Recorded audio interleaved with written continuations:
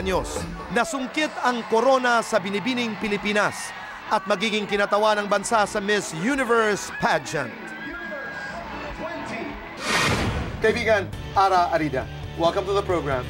Hi, Tito Boy. Kumusta ka na? Okay naman. Kinakabahan ka na?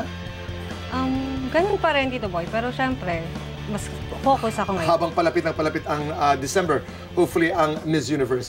Ara, noong nanalo ka, were you surprised? Sobrang surprise.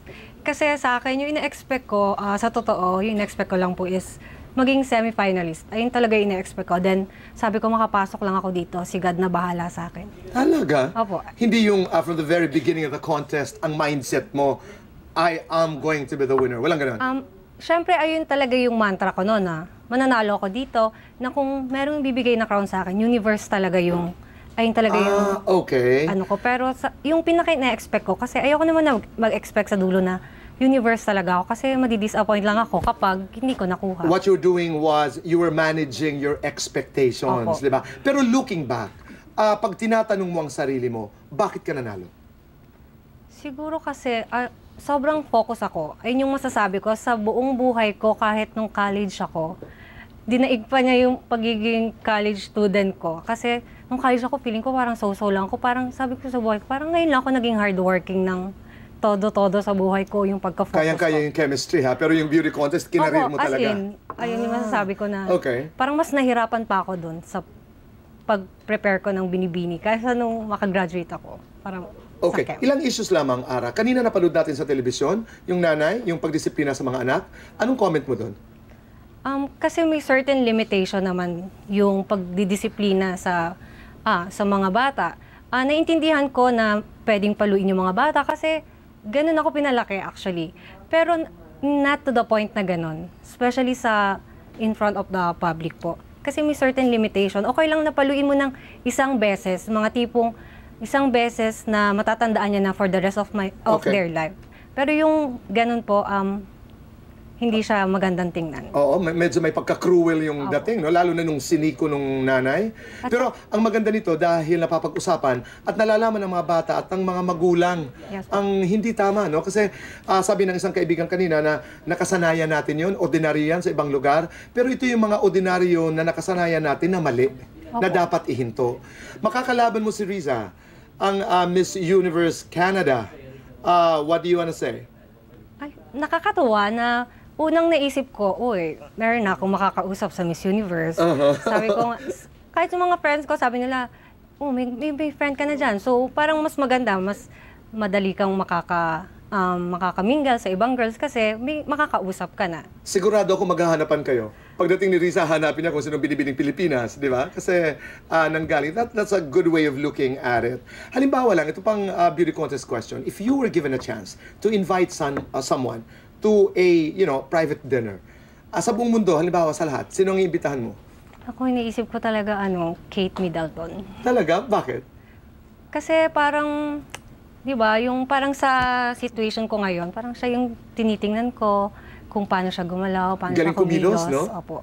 Like, yung parang, di ba, from a normal, coming from a normal family, biglang, di ba po, turning to royal one. Tapos sobrang kayang-kaya niya yung sarili niya. Princess, yeah, di ba? Okay. Class. Ara, ito ang tanong ng lahat. Di ba? The last few years, nakita mo yung performance natin sa Miss Universe. Pataas ng pataas. From third runner-up, from fourth ba? Runner-up? Fourth. Nag-third, and then first runner-up. So yung expectation na, nako, atin na kaya ang corona sa Miss Universe 2013. Gaano kabigat na pressure ito? Pressure. Sobrang pressured sa part ko. Pero, ginagawa ko na lang siya na parang in a positive way na at least, di ba, parang mapupush lalo ako na gawin ko lahat ng best ko. Siyempre, ayoko ma-disappoint yung mga tao sa paligid ko, lalo na sa expectations nila. Lalo na po sa mga, parang magpo-post pa lang ako ng picture, then magko-comment na agad sila na may mga queen na icon, Miss Universe 2013. So parang dun pa lang, di ba po, parang mararamdaman mo na agad kung gaano ine-expect ng mga tao na makuha ko yung crown. Okay. May sinabi si Janine sa'yo na napakaganda. Anong sabi ni Janine? Ayun, sabi niya sa akin, siguro yung pagkakamali natin na nanggigigil tayo during the contest. contest. Gigil na akin to. Okay. Oo, ganon. Pero na-realize niya, while she was with the other candidates na parang yung mga foreigners naman sobrang chill lang sila, happy. Parang ine-enjoy lang nila yung moment. Sabi niya sa akin, ganun na lang yung gawin ko dahil ganun yung ginawa niya. Tapos especially during the coronation night, tinatanong ko, ano naramdaman mo noon? Sabi niya, in-enjoy ko lang talaga na feeling ko ako, enjoy lang talaga. So ayun po. And that's what you're going to do. Pero nakakaba pa rin, no? May tsunami walk, may cobra walk. Paano ba yung Arriba walk? Paano nga? Sige nga.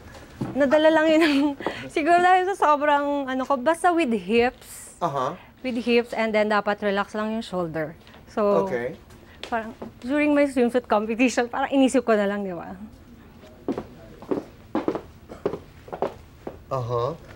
So ang hips ang magalaw. Yes, so tapos, ang hips. And then steady relax lang shoulder. Okay. Parang magagaya natin yan mamaya. Parang feeling mo lagi kang may electric fan na nasa harap mo. May parang electric fan? Opo. Yung parang may electric fan sa harap mo na parang ganon. Nag-glow ka. Okay. Iisipin ko mamaya yan. Parang may electric fan sa harapan ko. Are you in a relationship today? Hindi po. I'm single. You are single. Napag-usapan natin yan. Walang mga umaali-aligid? Wala naman. Wala naman? Wala po. Okay. Magpasalamat ka na sa lahat ng sumusuporta sa iyo. Go ahead, Ara. Okay. Una po sa lahat, maraming salamat sa mga kababayan ko sa Alaminos. I just had my homecoming nung Monday and sobrang warm nung pagtanggap nila sa akin na sobrang naiyak ako dun sa speech ko. And then, to our mayor, kay Mayor Eladio, kay Gov.ER, na sobrang supportive din po. And thank you sa binigay nilang homecoming sa akin dun sa Laguna, sa Santa Cruz. To my ANQ family, thank you so much po. Sila bigay ng support sa akin from the start at kung bakit nandito ako ngayon. And sana patuloy nila akong suportahan. So sa family ko po, sa parents po, na ngayon ko lang sila nabati on cam, my God.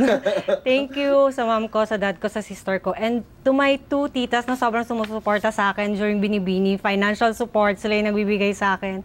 My Aunt Joy and my Aunt Tori, they're watching right now sa TFC. Thank you so much. I wanna meet them, ha? Yes, yung financial support. Yeah. Not a joke. Okay, bilang huling katanungan. Halimbawa lang, bisa ako sa judge sa Binibining Pilipinas. Ikaw naman ang judge ngayon. Bahagi lamang ito ng ating mga ilusyon. Ako ang contestant. If you were to ask me a question, what question would that be?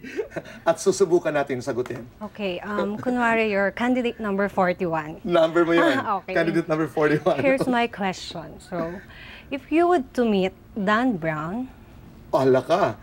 what would you like him to tell? Okay. Ibig sabihin, kung mamimit ko si Dan Brown, ano ang gusto kong sabihin sa kanya? Yes. Okay. Dan Brown who said that... Especially with regards... Please repeat the question. Okay. No, I understand. After he wrote in the book that Manila is parang gates of hell.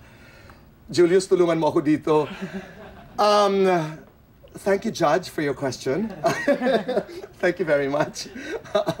I will tell Dan Brown, only, you know who sees the gates of hell? I'd like to tell him that only the devil sees the gates of hell. So Dan Brown, welcome to Manila.